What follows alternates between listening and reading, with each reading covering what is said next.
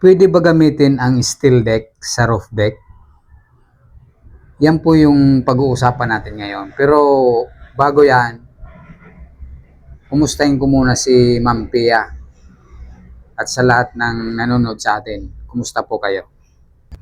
Kung gagamit ka ng steel deck sa last floor o yung rooftop ng bahay mo, ay dapat masigurado mo na maayos yung pagkaka-waterproof mo dito. Dapat wag mo itong tipirin kasi yan yung magbibigay sa iyo ng problema sa bandang huli. Pag nagkaroon kasi ng mga crack yung slab nyo, papasukin niya ng tubig. Kahit maliliit lang yan. At doon magsisimula yung mga pangangalawang ng bakal. At aabot yan doon sa steel deck. Kapag ganun ang nangyari, unti-unting hihina ang slab mo. Lalo na kung wala kang aksyong ginagawa para maremedyohan ito. Although may katagalan din bago umepekto ito, pero mas maganda kung maagapan agad. Dahil kung tuloy-tuloy ito ay maaaring magdulot ito ng panganib. Wala namang problema kung steel deck yung gagamitin mo pagdating sa roof deck. Kaya nga lang dapat mong isaayos yung pagwa-waterproof.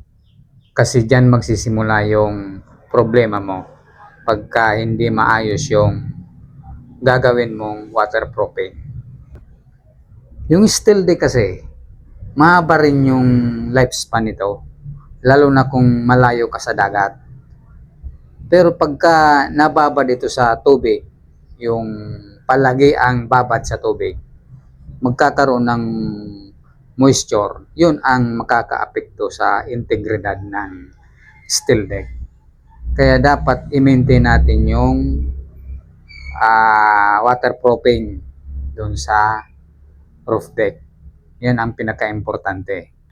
Dito naman kasing steel deck ay mataas yung zinc coating nito. Protection sa kalawang. So kahit na pasukin to ng tubig, basta't hindi ganun kadalas, ay tatagal to ng mga 20 to 30 years. Depende sa kondisyon ng klima na pinaglagyan nyo. So kapag maayos, matagal ang serbisyo nito.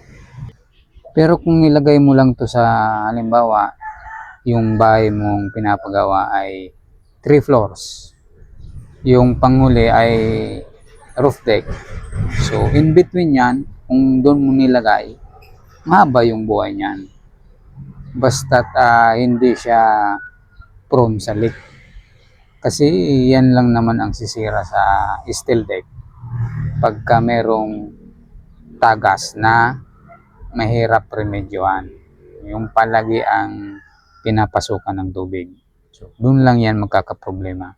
Pero kung hindi naman, matagal yung lifespan nito. So, yan lang muna yung video natin ngayon at kumusta ulit sa inyong lahat.